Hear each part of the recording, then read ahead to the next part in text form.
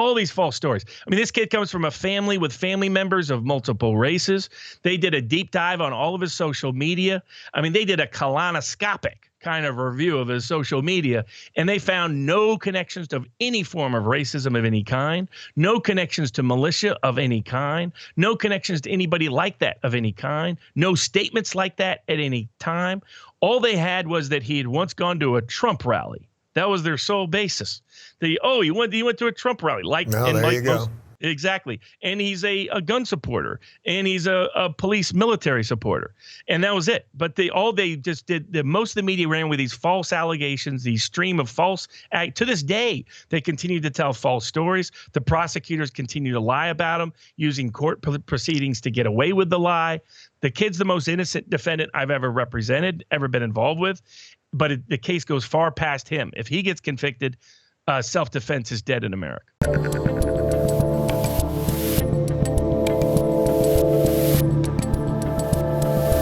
I'm Dave Rubin, and joining me today is a trial lawyer and an all-star political gambler, also a primo promoter of Locals.com.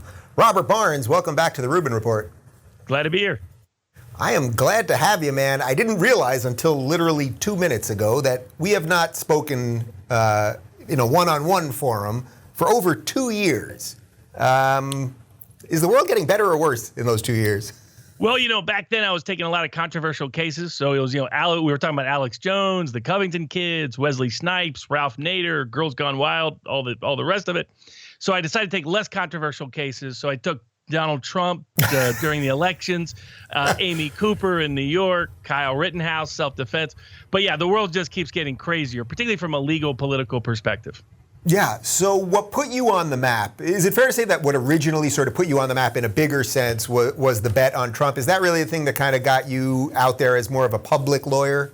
Yeah. I mean, basically, I'd always done a lot of tax work, but for a lot of reasons, I didn't need that to be high profile, and had done a lot of civil rights work, but had not made myself a public figure. But people had followed the Trump bet because it was a big bet, and the rest became a public figure. And during the Trump time period, it became more important to be a public figure defending certain issues in the court of public opinion. Yeah, and now you're an all-star YouTuber who hangs out like this all day, like world come at me. So I want to get into some of those cases that you've covered, obviously, but let's start with Trump's current lawsuit, because just in the last 10 days or so, he has announced that he's basically going after big tech in a class action lawsuit, and not just big tech, but actually some of the heads of these companies. So can you give people the 101, the sort of must-have info on what the lawsuit actually is, and then we'll talk about the chances of it succeeding? Sure. So basically, Trump has brought a claim saying that all the big tech giants conspired with various government actors to kick him off of and exclude him from all of their platforms. And he is saying that they did so as state actors and thus are subject to First Amendment limitations. So that's the core of his claim against Google, against Facebook, and against Twitter, as well as Dorsey, Zuckerberg, and the Google CEO individually. So the key there seems to be some kind of collusion with the government. He's not arguing just that Twitter, Facebook, and Instagram all sat down and maybe did something, but somehow there was a connection to the government. Do you have any idea if there's evidence of that, or what he could actually prove that would show it? I think they may, in an amended complaint, make better allegations factually, but there is inferential evidence that Fauci, Pelosi, and Harris had specifically requested each of those platforms to remove Trump from those platforms. Some of that's based on some of their public statements. Some of that's based on some of the emails that came out from the FOIA request with Fauci and Zuckerberg. There's much more collusion. Some of that is indirectly referenced by Robert Kennedy's suit against Facebook pending in California about the same set of allegations.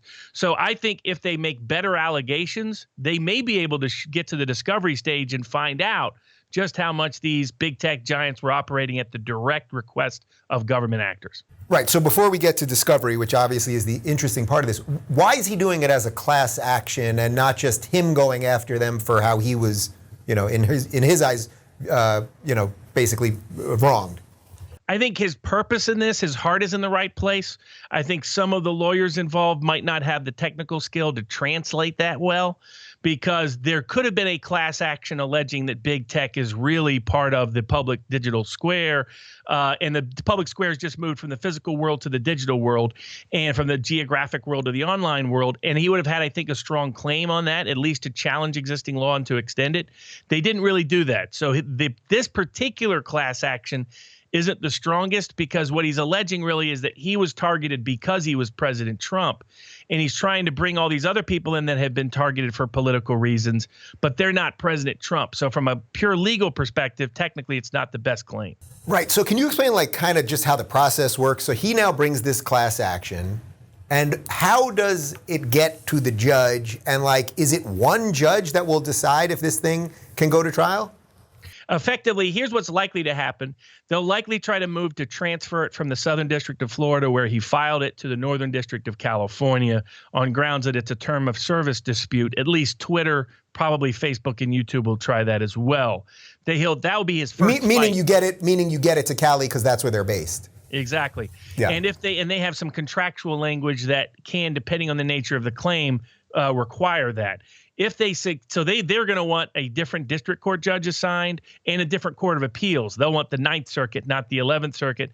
They'll also want anti-SLAPP law to apply, which doesn't apply in Florida, but it would apply in California, because that would make Trump responsible for the other side's legal fees if he loses. So that will be his first big battle. The second battle will be a motion to dismiss before it ever gets to class certification stage. If he wins at that level, then he gets discovery.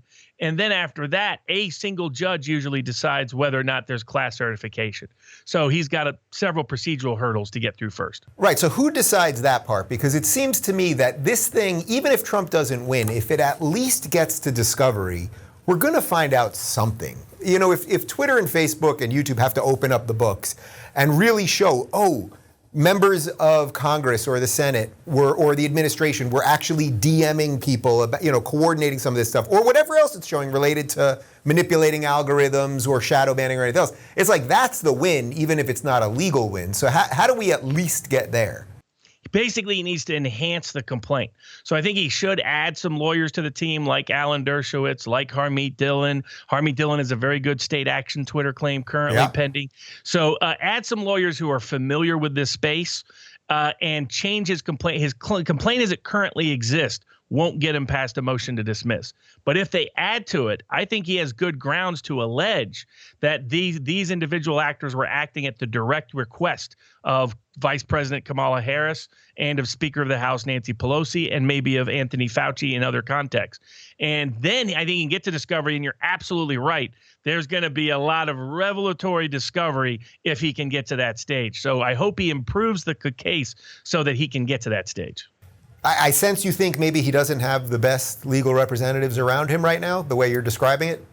No, it's one of these groups that's a DC-based group that their roots are in sort of big oil corporate lobbying.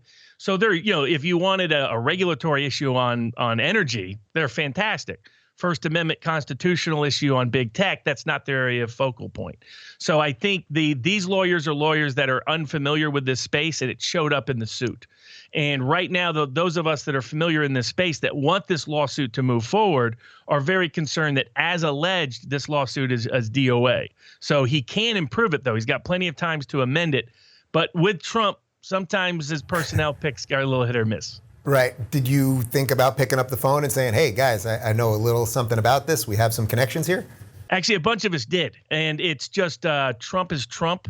So, he makes his decisions at different times.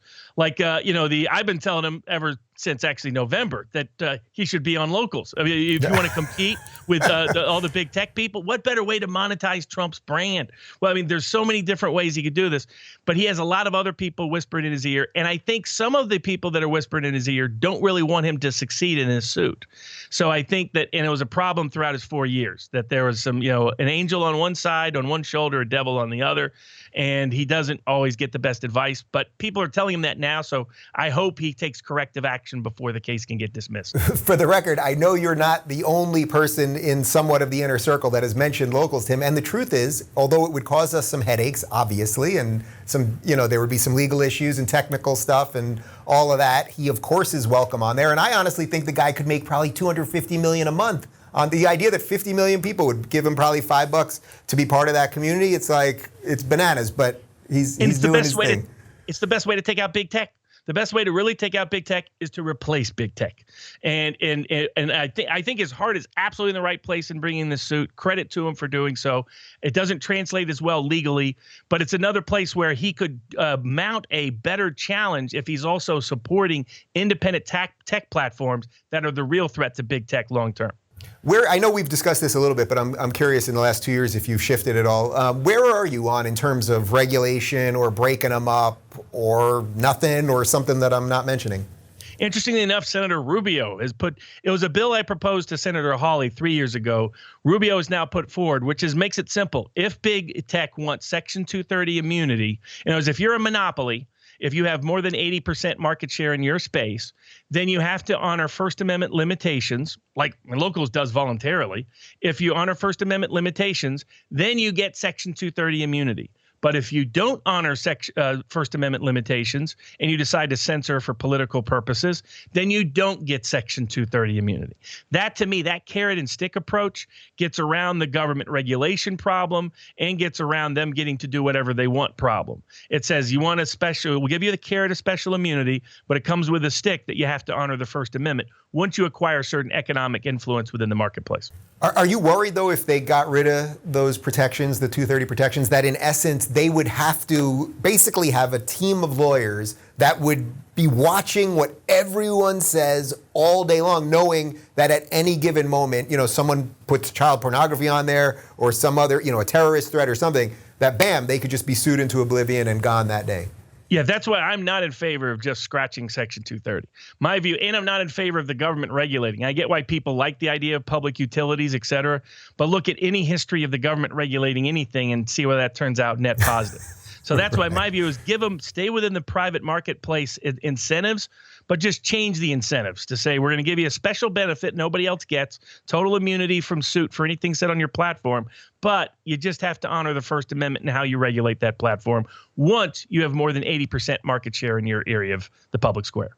Do you think it's possible that at this point we're like, the ship has just sailed on all of this, that big tech is now so big, so ubiquitous, our government is so dysfunctional, it's controlled by an awful lot of people that guys like you and I don't like, that the idea that they could actually do anything, not only make the decision, but then carry the decision through, is just like, it's just bananas at this point? I think they still have the capacity for it because they show it. The quickness with which they got rid of Trump was a reminder that they can invent AI that's First Amendment oriented AI to regulate their own platforms. So they have the capacity. And that's what's also great about Locals. Reason why I promote it is Locals shows you can have a platform that is First Amendment compliant, that is technologically capable of delivering on that First Amendment compliant tech platform. And so if they have problems with it, they can look to Locals as the example and just borrow that and implement it. So they clearly have the capacity to do it. I got to get you on payroll, man. But the truth is that the way we've dealt with it so far, I mean, first off, because you have a paywall, as you know, just a couple bucks, it's as little as $2. That cleans up 99.9% of everything. So we have no problem with bots and trolls and truly hateful people. It just doesn't exist. But as I always say to people, it's like, man, if you're going to come on and do something illegal, you got a much bigger problem than me or Locals. There's laws that exist, so you're going to have the government coming after you. You're not going to worry about what Dave Rubin's going to do. Precisely. And that's it. What it shows is the capacity. Local shows all the ability of what would a First Amendment supporting tech platform look like without the stalking, without the harassment, without the obscenity, without unnecessary trolling. You can have both, the best of both worlds, and Locals proves it. And that's where I think we can use Locals as an example, not only as an exit ramp from big tech monopoly, but also as a legal example to say this is what big tech should have to emulate if they want to continue to get special immunity under the law.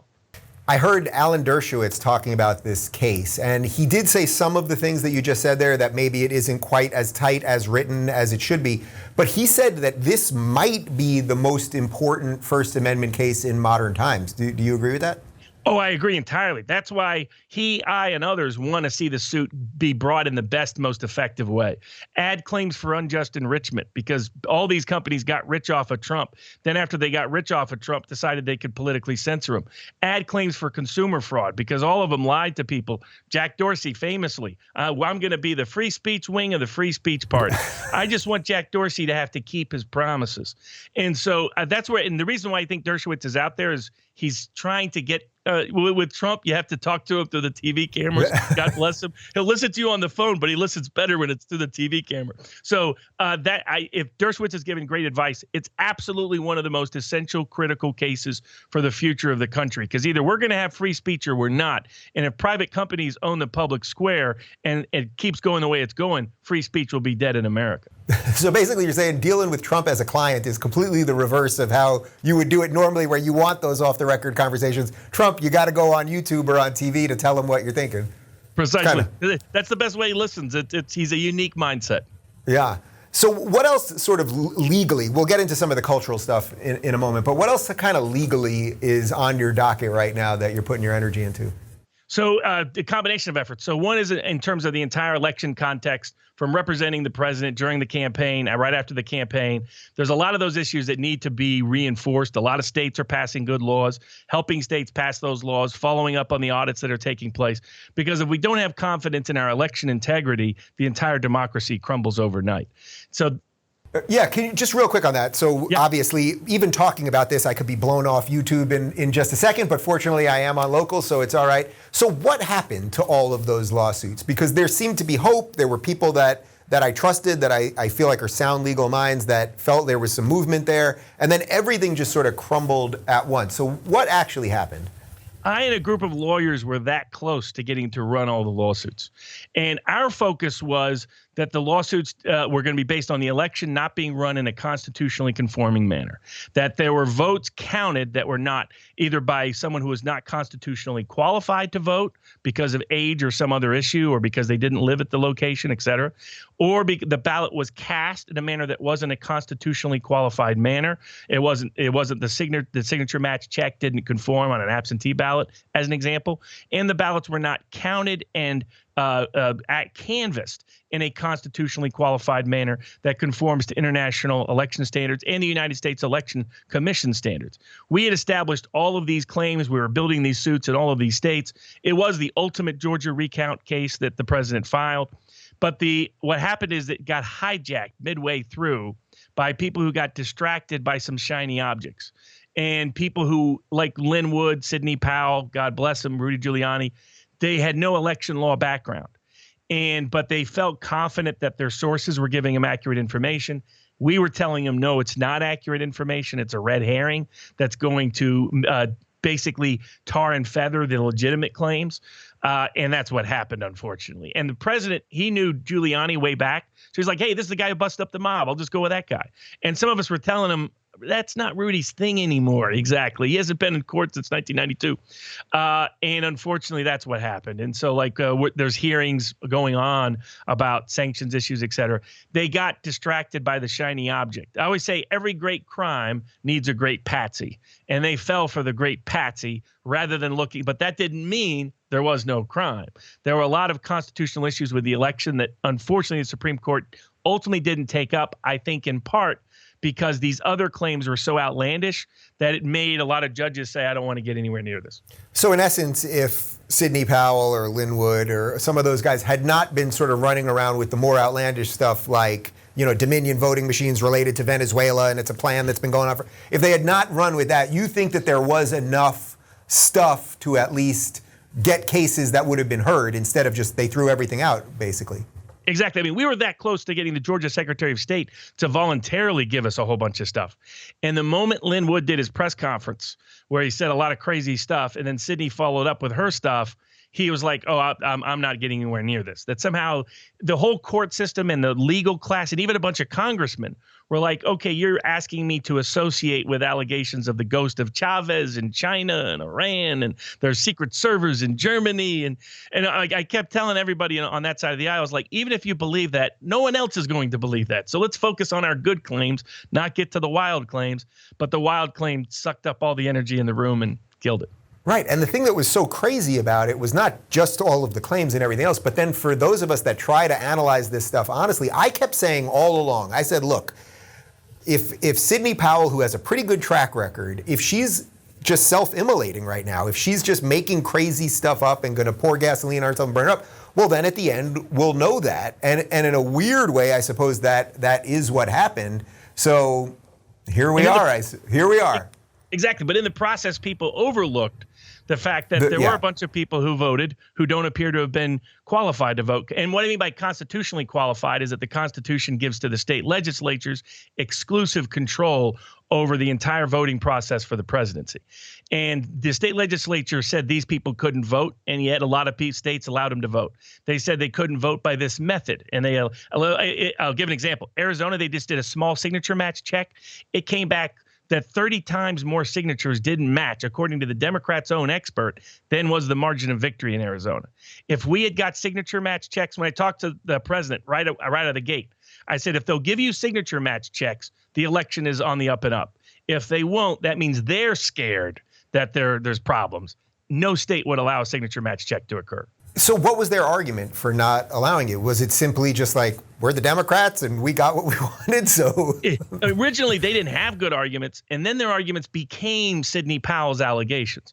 They're like, we're not going to dignify these crazy claims and so forth. So they used that as their best cover, their best fig leaf. Because I'll give an example. The Georgia Secretary of State promised back in 2018, when he digitized all the ballots with the contract with Dominion, he said, what's great about this is we'll now print ballots to the entire world. We can publish every ballot to the whole world, and everybody can see how clean the election is. So one of the first things I asked him when I came down for the president was, let's go ahead and do that. He's like, I'll get back to that. He never got around to it, which means there's something in those ballots that's unusual. There's something in those ballots that will lead people to say, why does it look that way? Why does it have this problem? And I can already tell you what some of them are. Some of them from the ballots we saw, there were people who were writing in names and signing in ways that were completely contradictory. So you could look at him and say, that's probably not the same person.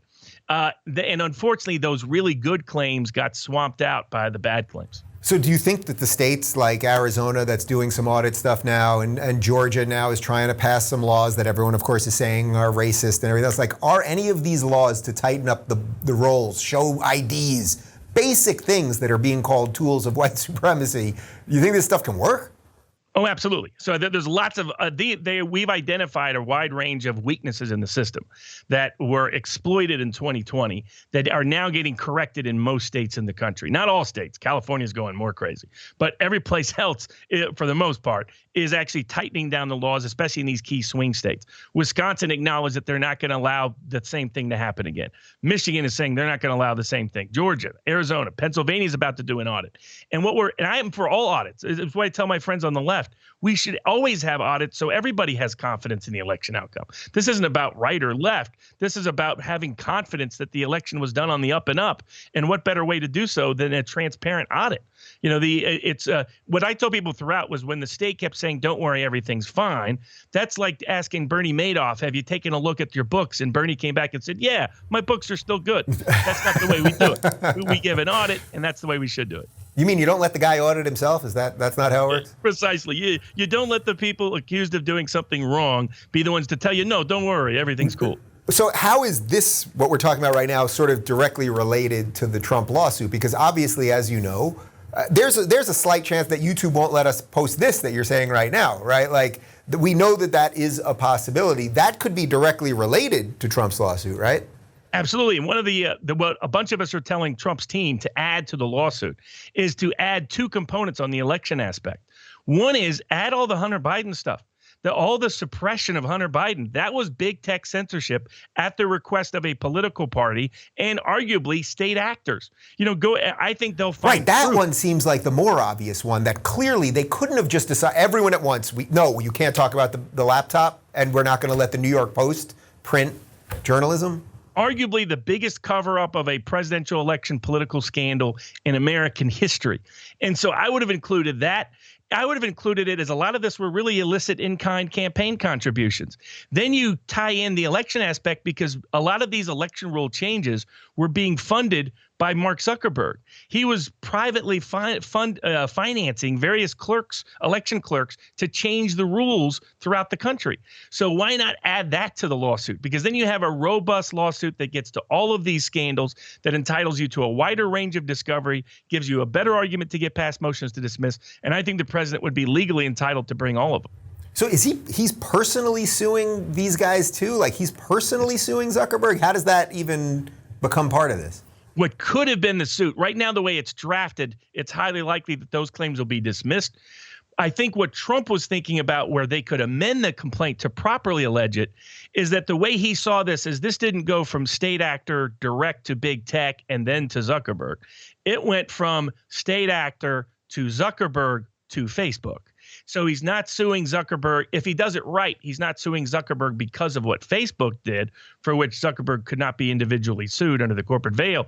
But he's suing him because Zuckerberg was using his power over Facebook at the request of the state to control the public dialogue and manipulate the outcomes of the election. Is part of the problem here that we know that people can lie to Congress and nothing happens? You know, the famous James Clapper scratching the top of his head, you know, we do not wittingly spy on the American people, flat out lie, and now he's a CNN contributor. Or Jack Dorsey at Twitter, you know, basically telling Ted Cruz we don't shadow ban. And it's like, you obviously do, but of course I know with a word like shadow ban, it doesn't have like a technical definition, so he can probably wiggle out of it that way. But the point is that you can lie to Congress now, and it just doesn't matter. Yeah, unless you're Roger Stone.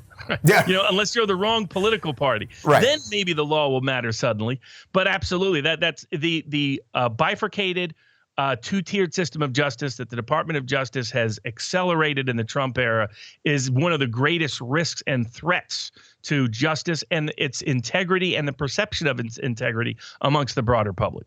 Yeah. All right. So election, Trump, okay. Maybe my YouTube channel's here, maybe not. Either way, I'll be just fine thanks to locals. What else is on your mind right now on the legal front? Well, I think the biggest biggest case that I have coming up is going to be the Kyle Rittenhouse case, because this is the right of self-defense, which to me, the Second Amendment is not so much about guns. It's about the right of self-defense. The most effective means of self-defense is to have access to the method of self-defense, being a gun ownership. But what the Second Amendment's really about is your right to defend yourself against either the state or other citizens in order to secure your property and your liberty. And there's probably no more pure act of self-defense than what Kyle Rittenhouse did. And the fact they're trying to put him in prison for life is one of the greatest risks and threats to self-defense in American legal history. And that trial's coming up this November. And it was being cheered on by the mainstream media as if he was a white supremacist, of course. There's no evidence that he's a white supremacist. But could you just back up? And I showed the video on the show, but for people that don't really remember the case, this was in Kenosha. Can you just explain to people what happened and actually what he's charged with? Sure. So, Kyle Rittenhouse is a son of a working class nurse, single mom, who, to give you an idea of who he is, he went back and forth when he was young to wanting to do some sort of military or police work or be a nurse. He's a guy who sees himself as a protector, as someone who rushes into a traumatic situation and tries to heal the situation. So that's who he is by personality. That's who he is by biography.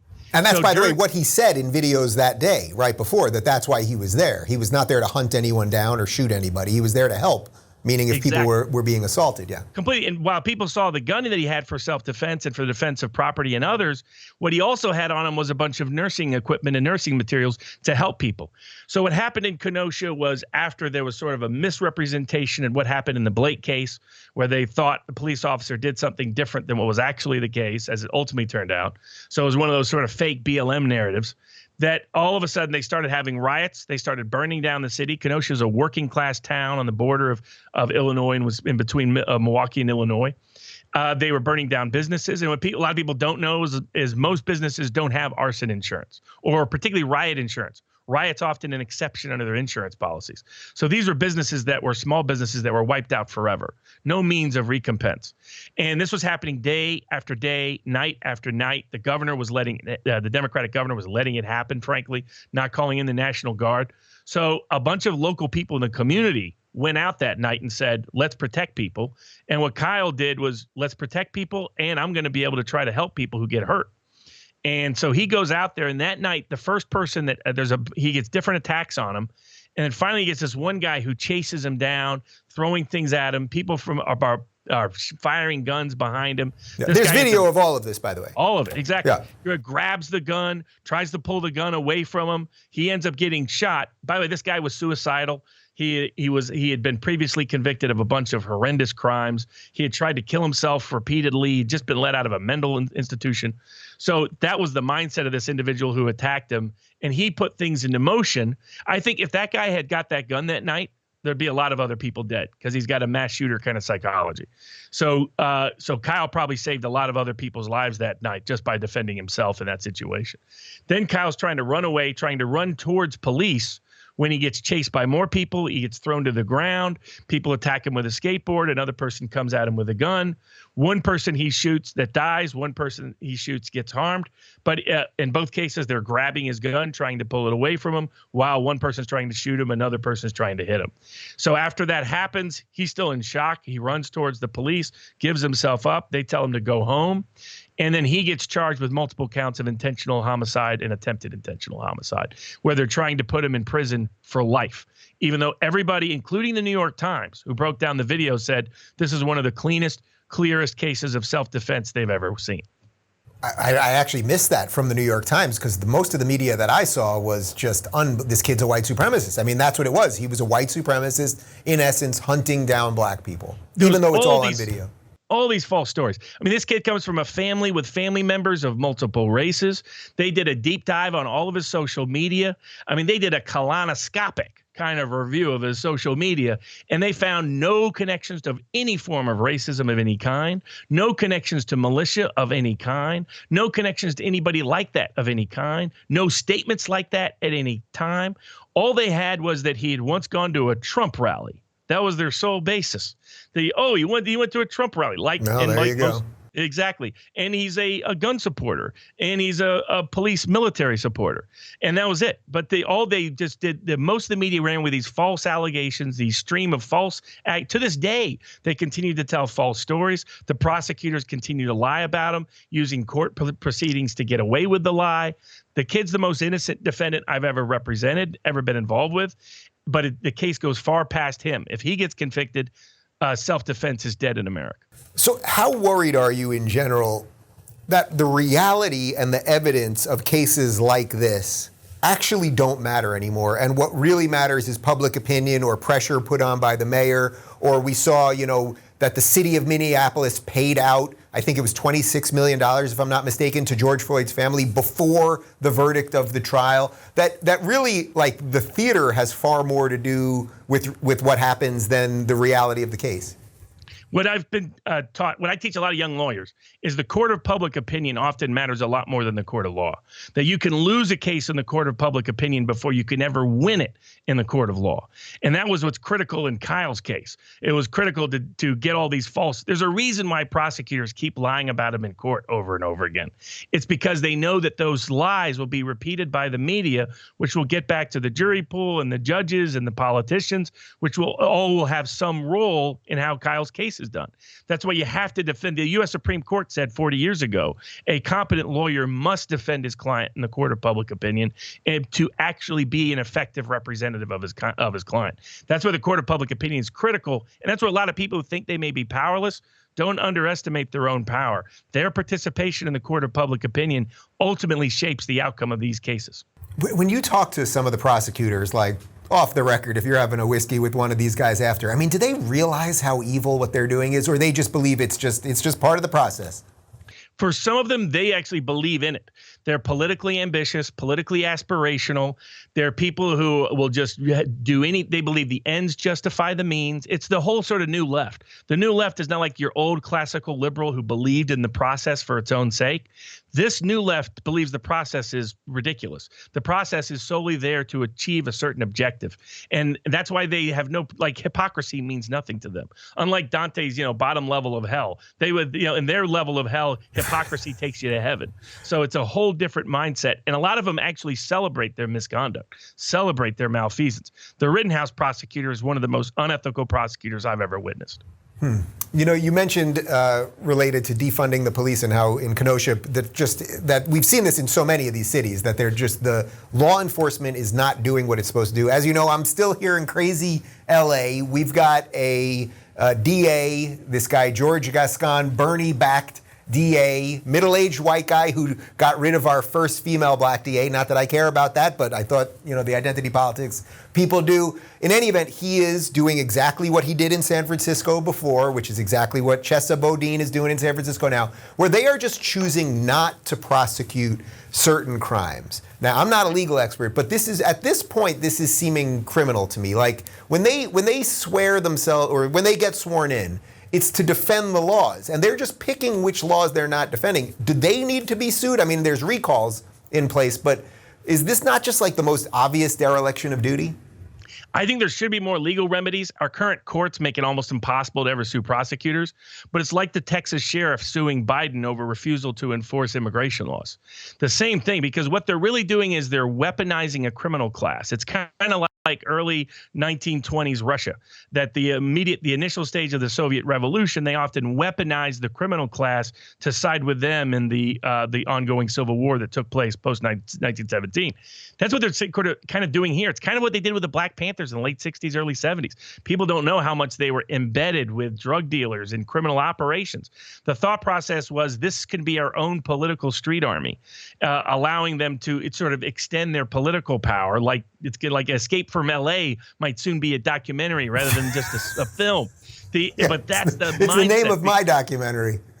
And deservedly so. I mean, because this is insane what's taking place. I mean, when people can't even go into a why would you even buy anything anymore under $1,000? You're walking in, you see somebody walk in, steal a bunch of stuff, and walk right out. This is just insanity. But what does it promote? It promotes disrespect for the law. What that produces is 1970s level crime problems. And now politically, that almost always leads to a backlash. But in the interim, a lot of working class people are the primary people to suffer. It's not the West Side Beverly Hills crowd that's going to suffer. It's the South Central and East LA folks who are going to suffer. Right. So to be clear, right now in New York City, because of their ridiculous DA, you are allowed to jump the turnstile. So if you are paying to get on the subway, you're basically a sucker. We're saying, hey, why are you paying? Just get on your good high tops and jump that thing. And then here in LA or San Francisco, you are now allowed to trespass. I think it's $800 that you're allowed to steal from a store. So I always tell people you can get a PlayStation 5 with 4 games. You can't get 5 games. Then you're over the threshold. Then you could be in trouble. But it's like you're encouraging people to break the law, basically. And I would have more respect for them if they said, we'll prosecute anybody who steals less than 2,000, but let anybody off who steals more than 10,000. Because then they would be down on Rodeo Drive. But instead, they're basically asking, like, I have a client that's a Mexican-American shop owner that owns little grocery stores throughout East LA. They're the number ones who are people victimized by this. This doesn't help working class people. This hurts working class, honest people and rewards the criminal class for the benefit of a political class. And that's why it's very dangerous, but its politics is not even what they pretend it to be. So what about when we see Democrats? I mean, I think Kamala Harris actually, as a candidate, it was before the election had taken place, she was actually helping fund some of these Antifa people get out of jail in Minneapolis and some other places. They are breaking the laws, but for some reason, Antifa's still on Twitter and everywhere else. You know, Trump's gone, but they're everywhere. And that we actually have politicians that are raising money to help criminals that burn down stores and, you know, attack cars on the street to get out of jail. Yeah, I mean, it's extraordinary. The last time we had anything like this was late 1960s, when you had people in bed with the Black Panthers, in bed with Weather Underground, in bed with a wide range of there was like a different revolutionary name every other week. People forget the Crips, actually like the Committee for Revolution or whatever. I mean, it was smart. Your local gang, and you're like, oh, we just rebrand. We rebrand as political, and now we can steal stuff and kill people, and everything's okay. It's kosher. But that's the same. We brought back that mindset. It was a disaster last time. I don't know why anybody believes it's going to be anything other than a disaster this time. What kind of backlash do you think we're going to see on this stuff? Well, if the 1970s are any preview, you're going to see Dirty Harry style backlash. You're going to see, I mean, like J.D. Vance's grandmother, Her hero was Dirty Harry because of growing up in that political area. That's why she had that 44 next to her, even when she couldn't physically lift it, later on in life. So I think that's the kind of mindset you're going to see. You're going to see more and more people, and I hope they don't go too far. I hope people were met. Civil rights are important. Those are sometimes violated by police actors. And sometimes in the 70s, people were so mad at the lawlessness that they greenlit some abusive behaviors. I think we need to find the right balance in countering what's taking place by the left currently. Do you think it's possible that the cities just aren't going to work anymore? Like New York City, for example, where I lived for most of my adult life, 20 years. I loved New York City. If you can make it there, you can make it anywhere. Like, I think everyone, until these last couple of years, I would say that everyone in America should live there for a little while just to get a taste of that thing. But the idea of being there now, where at any given moment, they can attack you on the street if you're sitting at a restaurant, or they can break into the store, or hop the subway thing, or the litany of other things going on, like that maybe city life in a political environment like this just doesn't work. Well, just look at my client, Amy Cooper. Because the background you're describing is the context they failed to include in the media coverage. She's just out to help her dog run. And they'd shut down the dog runs in the name of COVID somehow. So the only place she could help get her dog run to even get outside during this lockdown era last summer was in the park. And so she's by herself early in the morning in the park. And then suddenly somebody jumps her, says that they got some, little treats for her dog, which would scare anybody, particularly a young single woman in a city, particularly in the environment of what was happening in New York at the time, where crime was skyrocketing and everything else. And she reacts by just wanting to call police. And then she's blamed. She's demonized. She loses her job. She has to leave the country. She's blacklisted from employment. And originally she was criminally prosecuted until I got the prosecutor to dismiss all charges. That's reality of life in New York City. What went from being a dream went for someone like her, a quiet, kid on the spectrum, to being an utter nightmare. Right. So that case, which we also covered that one. I mean, there's video basically where she's telling the guy to get away from her. But of course, the media framed it, surprise, surprise, as if she's a white supremacist and this nice black man just approached her to play with the dog and everything else. Now, obviously, some of that stuff will work out. But when someone like her gets fired from their job from something like that, what is the legal recourse that they have? Because it had nothing to do with anything she did, obviously, at the office. And completely demonized. I mean, like, this was someone who was one of the most successful in her business, sort of a math nerd, kind of a quiet kid from Canada. All of a sudden, not only was she fired summarily without any benefits and without any severance, lost all the benefits that she'd been accruing, she couldn't get a job anywhere else in the industry because her name is now radioactive because of these media lies that have been told about her. I mean, I think it was CBS even ran with a story saying she had been convicted at one point. It was like, the case ended up being, she was not only, was it all dismissed, it was dismissed with prejudice, with no deal, no diversion, no nothing. This was an acknowledgement by the city of New York that it was a complete mistake what the allegations were against her. Because the truth came out, she had talked to the cops at the scene. She had clarified everything without any question or controversy. What they didn't know is that first time when she's on the phone, they couldn't hear her. The phone is breaking up, which if you understand that, that's why she's panicking. She's like, there's nobody coming to rescue me. And as to your point, as to that guy, a week before when he did the same thing to an African-American man, that man almost beat him up. That was that response. But, but it gives you a sense when you live in that kind of environment where overnight you can feel like you're in Kafka's The Trial, then in the world enripped by crime and lockdowns, New York City looks like Escape from New York, John Carpenter, instead of New York of Dreams, New York, the Big Apple, New York, Sleepless in Seattle kind of New York. Right. Well, that's also the thing. It's like people were so hyper racialized right now to think about race all the time, to realize that everyone's got a camera, to think that someone's coming to get you because, crime is jumping, that everyone is a little bit jumpy. But for the average person that sees that, I think what they think is, oh, I'm never going to speak up about anything because I don't want to lose my job. What advice would you give to people relative to keeping their jobs but still being able to speak up? Because that's probably like the number one question I get at this point. I don't want to lose my job. Yeah, what's interesting is, Michael Malice has a version of curse them with your yes sirs.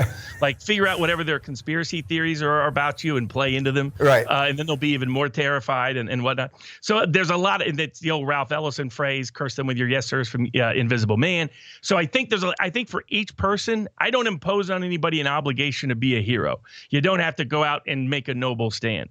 If you feel like you're in a position where you can, then I encourage people to do so, and lawyers like me will help bring suits for them. We're challenging mask mandates. We're challenging vaccine mandates. We're challenging these unconstitutional firings, brought defamation claims from everybody from the Covington kids to anybody that's been politically targeted for the wrong purposes, currently suing Don Lemon over some of his behavior. So not afraid. There's lawyers out there that will be willing to represent you and justify your cause. But that doesn't mean you have to be a hero. Do what makes the most sense for you and figure out the best way you can both assert your independence, care about what you care about, and still protect what matters most to you. And sometimes that means protect your job. Are you worried that we're going to become just like a society that everything ends up in the courts, basically, that, one side will, the New York Times will call me a white supremacist every other week, and that, I'm sort of over it at this point, and I if anything, I use it as fuel to keep attacking. But, that the average person that's just sick of this, that we're going to start suing over words. And, libel and slander laws are very, very specific, but that will just end up in this place where it'll be less and less people will say what they think, more and more lawsuits will be there, and the spirit of the First Amendment will just sort of crumble, even if it's not legally demolished.